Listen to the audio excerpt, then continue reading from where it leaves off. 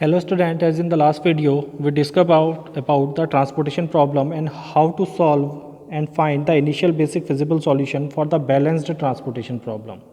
तो वहाँ पर हमने डिस्कस किया था बैलेंस ट्रांसपोर्टेशन प्रॉब्लम को. The transportation problem is set to be balance transportation problem if the total supply must be is equal to the total demand. अगर उसके किसी भी ट्रांसपोर्टेशन प्रॉब्लम में total supply value total demand value के बराबर होती है तो उसको बैलेंस ट्रांसपोर्टेशन प्रॉब्लम हम कहते हैं. और बैलेंस ट्रांसपोर्टेशन प्रॉब्लम को डायरेक्टली हम किसी भी मेथड, चाहे लीस्ट कॉस्ट मेथड का यूज़ करें, नॉर्थ वेस्ट कॉर्नर मेथड का यूज़ करें या वॉगल्स अप्रोक्सीमेशन मेथड और पेनल्टी मेथड का यूज़ करें, उनसे हम उसका initial basic feasible solution find कर सकते हैं. But there is a situation when the total supply are not equal to the total demand. लेकिन कुछ प्रॉब्लम्स हमारे पास ऐसी भी होती हैं जहाँ पर सप्लाई डिमांड के इक्वल नहीं होती. So if the total supply is not equal to the total demand, then the problem is called unbalanced transportation problem. तो ऐसी प्रॉब्लम को हम कहते हैं अनबैलेंस्ड ट्रांसपोर्टेशन प्रॉब्लम. और अनबैलेंस्ड ट्रांसपोर्टेशन प्रॉब्लम को सॉल्व करने से पहले, यानी उसका initial basic feasible solution find करने से पहले, we have to convert the unbalanced problem into the balance problem. तो हमें उसको सॉल्व करने से पहले अनबैलेंस प्रॉब्लम को बैलेंस करना होता है, यानी इसको बैलेंस प्रॉब्लम में कन्वर्ट करना होता है. So in a situation a dummy source that is a row. ठीक है, तो ऐसी सिचुएशन में हम एक डमी सोर्स या सप्लाई सेंटर उसमें ऐड कर देते हैं जिसको हम रो के फॉर्म में ऐड करेंगे, और एक डमी डेस्टिनेशन या फिर एक डमी डेस्टिनेशन या कॉलम सेंटर उसमें ऐड कर देते हैं टू बैलेंस द प्रॉब्लम, उस प्रॉब्लम को बैलेंस करने के लिए. तो ये डिपेंड करता है आपका कि सप्लाई अगर डिमांड के बराबर नहीं है तो या तो सप्लाई डिमांड से ज़्यादा होगी या सप्लाई डिमांड से कम होगी. तो सप्लाई अगर ज़्यादा है तो हमको डिमांड को बैलेंस करना है. ठीक है, यानी हमको एक्स्ट्रा डिमांड जनरेट करनी पड़ेगी जिससे कि वो सप्लाई के बराबर हो जाए. और सप्लाई अगर कम है, डिमांड अगर ज़्यादा है, तो हमको एक्स्ट्रा सप्लाई सेंटर ऐड करना पड़ेगा ताकि हम डिमांड को क्या कर सकें, बैलेंस कर सकें. तो इस केस में हम दो तरह से क्या कर सकते हैं, बैलेंस कर सकते हैं. तो first case is if the total supply exceeds the total demand. अगर टोटल सप्लाई किसको एक्सीड करती है, टोटल डिमांड को, यानी सप्लाई ज़्यादा है और डिमांड क्या है, कम है, then an additional column called dummy demand centre. तो हम एक एडिशनल कॉलम डिमांड सेंटर या डेस्टिनेशन सेंटर को हम कॉलम के फॉर्म में रिप्रेजेंट करते हैं. तो ऐसे केस में हम एडिशनल कॉलम ऐड कर देते हैं. ठीक है, जो हमारी ट्रांसपोर्टेशन टेबल दी है उसमें added to the table in order to absorb the excess supply. जो एक्सेस सप्लाई को क्या करता है, एब्जॉर्ब करता है और उसको बैलेंस करता है. The unit transportation cost for the cell in this column, जो हम डमी कॉलम ऐड करेंगे उस डमी कॉलम में जो यूनिट ट्रांसपोर्टेशन कॉस्ट होती है must be equal to zero. उसकी वैल्यू हम सेट कर देते हैं कितने पे, ज़ीरो पे. तो यहाँ पर क्लियर है कि अगर हमारी सप्लाई ज़्यादा है डिमांड से तो हम एक्स्ट्रा कॉलम ऐड करेंगे. एक्स्ट्रा कॉलम ऐड करने पर उसकी जो डिमांड है उसको स्पेसिफाई करेंगे जितनी वैल्यू से सप्लाई एक्सीड कर रही है. And the unit transportation cost in each cell of the dummy column. इस डमी कॉलम के हर सेल में जो यूनिट ट्रांसपोर्टेशन कॉस्ट होगी वो ज़ीरो होगी. ठीक है, similarly if the total demand exceed the total supply, अगर टोटल डिमांड एक्सीड करती है टोटल सप्लाई को, देन ए डमी रो और a supply centre is added to balance the table with the problem. तो ऐसे केस में अगर demand exceed कर रही है, यानी डिमांड ज़्यादा है सप्लाई से, तो हमें एक सप्लाई सेंटर यानी एक रो बढ़ानी पड़ेगी जिसको हम डमी सप्लाई सेंटर कह सकते हैं. ठीक है, and balance the excess of demand, और डिमांड जितनी ज़्यादा है सप्लाई से उस वैल्यू को हम उसकी सप्लाई में स्पेसिफाई कर देते हैं. And the unit transportation cost in each cell, यहाँ पर भी यूनिट ट्रांसपोर्टेशन डमी रो की हर एक सेल का ज़ीरो होगा. ठीक है, अब इसकी एक प्रॉब्लम सॉल्व करते हैं जिससे हमें क्लियर हो जाएगा कि how to balance the imbalance problem. तो हमें एक प्रॉब्लम दी है, solve the transportation problem using penalty method. एक ट्रांसपोर्टेशन प्रॉब्लम में दी है जिसको हमने पेनल्टी मेथड से सॉल्व करना है. जब कभी भी आपको कोई प्रॉब्लम सॉल्व करनी है ट्रांसपोर्टेशन प्रॉब्लम, चाहे वो आप लीस्ट कॉस्ट मेथड से सॉल्व करें, वॉगल से सॉल्व करें या पेनल्टी से सॉल्व करें, always first balance check the problem is balanced और नॉट. तो पहले चेक करें कि प्रॉब्लम बैलेंस है या अनबैलेंस है. तो यहाँ पर अगर मैं सप्लाई ऐड करता हूँ तो total supply is 80 + 10 90, 90 + 15 105. So the supply is 105. The total demand is 75 plus 50 is equal to 125. 125 is plus 20 is equal to 145. तो यहाँ पर क्लियर है हमारे पास कि demand exceeds the supply, that is demand is greater than the supply. So the demand is greater than the supply. तो demand supply से ज़्यादा है तो हमको सप्लाई बढ़ानी पड़ेगी, यानी हमें क्या ऐड करना पड़ेगा, सप्लाई सेंटर, और सप्लाई सेंटर सोर्सेज क्या होते हैं आपके रोज़ में, दीज आर द सोर्सेज, ये सप्लाई सेंटर्स हैं। तो हम इसमें एक एक्स्ट्रा रो क्या करेंगे, डमी रो ऐड कर देते हैं जिसको हम कहते हैं डमी रो। तो इस प्रॉब्लम को अगर मैं बैलेंस करना चाहता हूँ तो हमारे पास डेस्टिनेशंस थे D1 D2 D3 and sources थे हमारे पास ABC। ठीक है, अब इसको मुझे बैलेंस करना है तो मैंने क्या कर दिया, एक एक्स्ट्रा डमी सेंटर इसमें ऐड कर दिया, डमी सोर्स इसमें ऐड कर दिया जिसको हम रो के फॉर्म में ऐड करेंगे।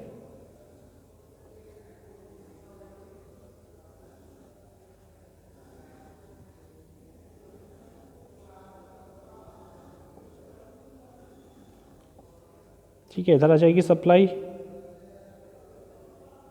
इधर आ जाएगी demand.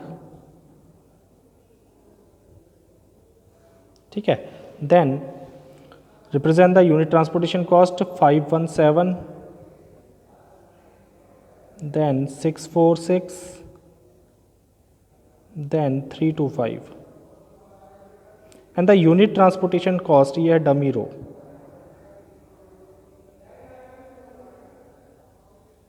The unit transportation cost of the dummy row is 0। तो जो डमी रो या डमी कॉलम आप जो भी ऐड करेंगे अकॉर्डिंग टू द सिचुएशन और प्रॉब्लम, उसकी यूनिट ट्रांसपोर्टेशन कॉस्ट क्या होगी, 0 होगी।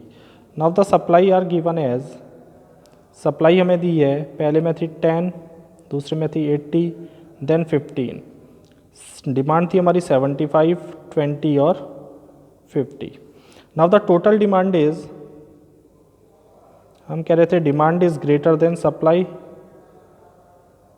एंड डिमांड थी हमारी 145 इज़ ग्रेटर देन 105। तो 145 105 से कितना ज़्यादा है इसका हम डिफरेंस निकाल लेंगे, 145 minus 105 then it is equal to 40। तो यानी डिमांड 40 यूनिट ज़्यादा है किससे, सप्लाई से। अगर डिमांड 40 यूनिट ज़्यादा है सप्लाई से तो उसको एब्जॉर्ब करने के लिए ही हमने डमी रो ऐड की है, तो इसकी सप्लाई हम कितनी कर देते हैं, 40। इसमें 40 ऐड करेंगे तो अब सप्लाई और डिमांड कितनी हो जाएगी, total 145। That is the problem is balance. तो इस तरह से हम क्या करते हैं, प्रॉब्लम को बैलेंस करते हैं। जो डमी रो है ये केवल किसके लिए है, बैलेंस करने के लिए है। इसमें एलोकेशन होगा तो वो एलोकेशन एक्चुअल एलोकेशन नहीं है। ठीक है, now solve the problem with the penalty method. Penalty method का मतलब है Vogel's method, Vogel's approximation method, उससे हम इसको सॉल्व करते हैं। तो हम पहले टेबल बना लेते हैं। पहला इटरेशन है D1 D2 D3 are the 3 destinations, 3 destination हमने ले ली। Here is supply A B C and the dummy row और dummy source are the 4 sources. एक डमी है और 3 एक्चुअल सोर्सेज हैं। Sorry,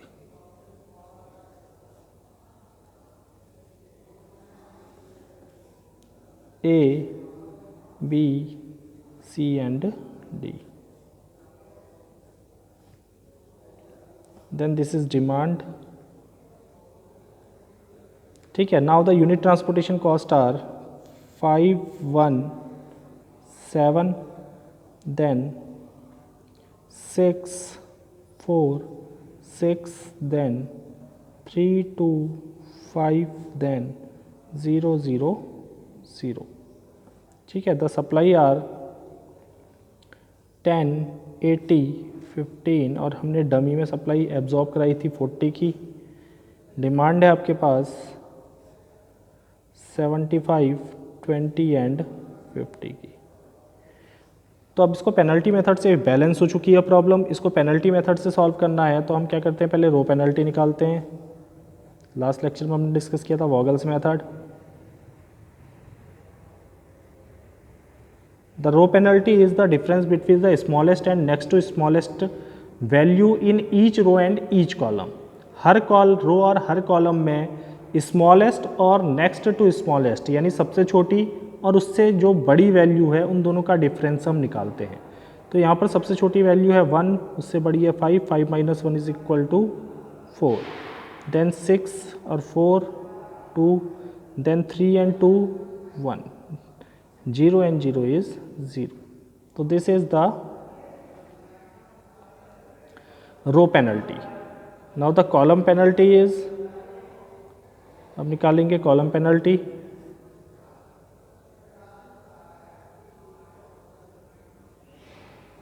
the column penalty is, ये आपके 4 यूनिट ट्रांसपोर्टेशन कॉस्ट है, मिनिमम है 0, उससे नेक्स्ट हायर है 3, तो 3 माइनस 0 इज इक्वल टू 3. यहाँ मिनिमम है 0, नेक्स्ट हायर है 1, 1, मिनिमम है 0, नेक्स्ट हायर है 5, 5. ठीक है. Now the maximum penalty selected. तो अब इन पेनल्टीज़ में से मैक्सिमम पेनल्टी सेलेक्ट करते हैं. The maximum penalty is 5. तो हमारी जो मैक्सिमम पेनल्टी आई इसमें क्या आई हो, 5 आई. ठीक है. Now in the maximum penalty, इसके बाद क्या करते हैं, मैक्सिमम पेनल्टी में मिनिमम यूनिट ट्रांसपोर्टेशन कॉस्ट देखते हैं. तो इस मैक्सिमम पेनल्टी कॉलम में यूनिट ट्रांसपोर्टेशन कॉस्ट ये हैं, इनमें मिनिमम वैल्यू है 0. 0 की सप्लाई देखेंगे कितनी है 40, डिमांड देखेंगे 50. दोनों में जो भी मिनिमम है वो एलोकेट कर दो, तो यहाँ पर एलोकेट कितना होगा 40. जो वैल्यू हम एलोकेट करते हैं, this value is subtracted from their corresponding supply. Supply से सब्ट्रैक्ट हो जाएगी तो 0 हो जाएगी. फ्रॉम डिमांड, डिमांड से सब्ट्रैक्ट करेंगे तो कितना आ जाएगा 10. तो अब यहाँ पर डिमांड बच गई 10 की. ठीक है. इसके बाद जो भी रो या कॉलम में सप्लाई डिमांड 0 हो जाती है उसको डिलीट कर देते हैं. तो इस रो को यहाँ से हटा देंगे. तो हमारा जो हमने डमी ऐड किया था वो डमी पहले ही हट गया है. तो अब हमारे पास कोई प्रॉब्लम नहीं है. A, B, C, there are 3 destinations and 4 sources are, sorry 3 sources and 3 destinations are D1, D2, D3. ठीक है. तो ये वैल्यू आपकी नई टेबल की आ जाएगी. The supply is written here and the demand.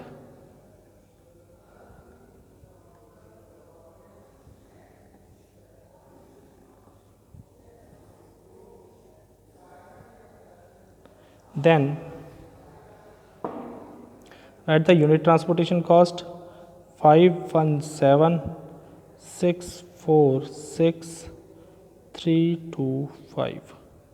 Supply becomes 10, 80, 15 and demand becomes 75, 20 and 10. अब अगर हम देखेंगे तो प्रॉब्लम बैलेंस होती जाएगी. 105, 105. ठीक है. तो यहाँ कितनी आ जाएगी टोटल 105. अब इसके बाद फिर से हम इसको सॉल्व करेंगे वॉगल्स मेथड से. तो रो पेनल्टी निकालनी पड़ेगी.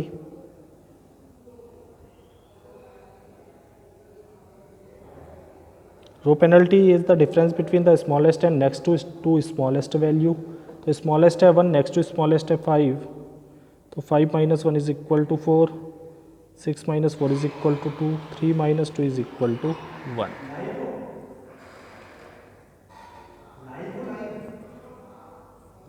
ठीक है.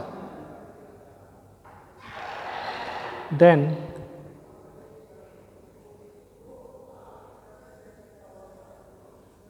The demand column penalty and the column penalty is the difference between the smallest and next to smallest transportation cost. तो अगर हम कॉलम पेनल्टी निकालते हैं, then column penalty is smallest is 3, next to smallest is 5, then 5 minus 3 is equal to 2. Smallest is 1 and next to smallest is 2, 2 minus 1 is equal to 1. Smallest is 5, next to smallest is 6, then it becomes 1. Now select the maximum penalty value. तो maximum penalty है आपकी 4. Maximum penalty में हम देखते हैं minimum transportation cost, minimum unit transportation cost है 1 और इसकी सप्लाई है 10 एंड डिमांड इज़ 20. तो सप्लाई और डिमांड में से मैक्सिमम एलोकेट कर सकते हैं हम 10. जो वैल्यू एलोकेट करेंगे उसको सब्ट्रैक्ट कर देंगे सप्लाई से. 10 माइनस 10 0, डिमांड से 20 माइनस 10 20. ठीक है. Now the next iteration is, तो अगला इटरेशन आपका आ जाएगा. इसके बाद हम देखते हैं जो रो या कॉलम 0 हो जाता है उसको डिलीट कर देंगे. तो यहाँ 0 क्या हुआ आपका A. तो अगले टेबल में A हट जाएगा और हम करेंगे इटरेशन B और C के साथ. नेक्स्ट टेबल आपकी बनेगी B and C.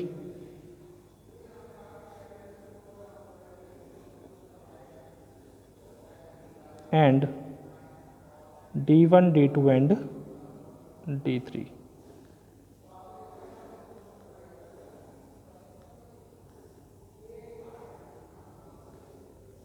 Then supply and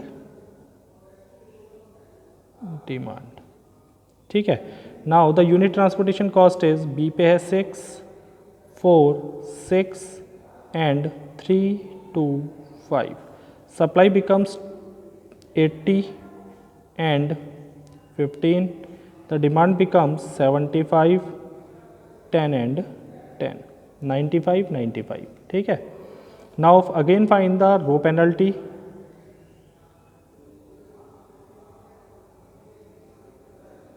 Then the row penalty is the difference between the smallest and next to smallest. So 6 minus 4 is equal to 2. 3 minus 2 is equal to 1. Then column penalty.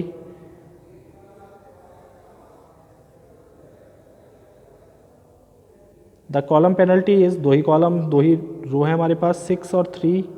3, 4 minus 2, 2, 6 minus 5, 1. Now again select the maximum penalty. The maximum penalty is 3. Maximum penalty के column में देखेंगे smallest unit transportation cost, तो minimum unit transportation cost है 3. इसकी supply देखेंगे तो supply है 15, demand है 75, तो कितना एलोकेट कर सकते हैं 15. जो वैल्यू एलोकेट करते हैं उसको सप्लाई से सब्ट्रैक्ट कर दो, 0 हो जाएगी. डिमांड से सब्ट्रैक्ट कर दो, ये हो जाएगी 60. ठीक है. अब जो रो या कॉलम 0 होता है उसको हटा देते हैं तो सी हट जाएगा यहाँ से. अब अगली टेबल में आ जाएगा आपका अ सिंगल रो बी. तो इटरेशन तब तक करेंगे जब तक हमको सिंगल रो या सिंगल कॉलम नहीं मिल जाता. D1, D2, D3 and supply. Here we can write the demand. Now the unit transportation cost is 646. Supply is 80. This is 60, 10 and 10. Total is 80. अब जब सिंगल रो आ जाती है तो जितना एलोकेशन मैक्सिमम पॉसिबल है वो हम कर देते हैं. डिमांड 60 की है, सप्लाई 80 की है, तो मैक्सिमम यहाँ 60 चले जाएगा. 60 कैंसिल हो गया. इसके बाद यहाँ बची 20 की सप्लाई, क्योंकि यहाँ से भी 60 माइनस होगा तो कितना बचेगा 20. अब 20 को एलोकेट करना है तो 10 यहाँ एलोकेट कर सकते हैं. इसकी डिमांड कंप्लीट हो गई. बचा 10, 10 यहाँ एलोकेट कर सकते हैं. इसकी डिमांड कंप्लीट हो गई. तो टोटल सप्लाई भी 0 हो गई और टोटल डिमांड भी 0 हो जाएगी. ठीक है. अब जब सारा एलोकेशन हो जाता है तो इसके बाद हम निकालते हैं unit transportation, total transportation cost. Now the total transportation cost is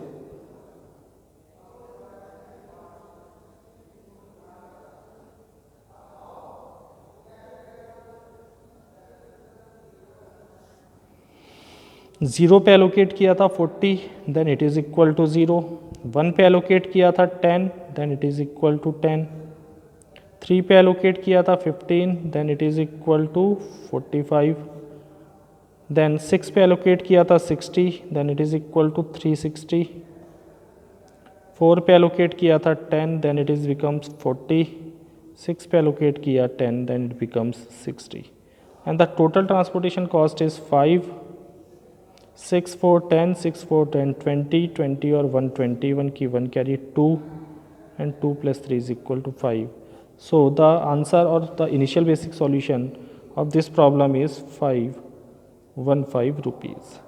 So in this way we can first balance the unbalanced problem and then we can solve by any method. तो हम इस तरह से बैलेंस अनबैलेंस प्रॉब्लम को balance में पहले change करते हैं डमी रो और डमी कॉलम की हेल्प से. डमी रो कब ऐड करेंगे जब डिमांड ज़्यादा है. डमी कॉलम जब कब ऐड करेंगे जब सप्लाई ज़्यादा है. The unit transportation cost for dummy row and dummy column is 0 and the excess value, अगर डिमांड ज़्यादा है तो कितनी ज़्यादा है वो हम सप्लाई में दिखा देंगे. अगर सप्लाई ज़्यादा है तो कितनी ज़्यादा है वो हम डिमांड में दिखा देंगे डमी रो और डमी कॉलम में. ठीक है. So in the next lecture we discuss how to optimise the transportation problem. ठीक है. और test the optimality of the transportation problem with the help of MODI method.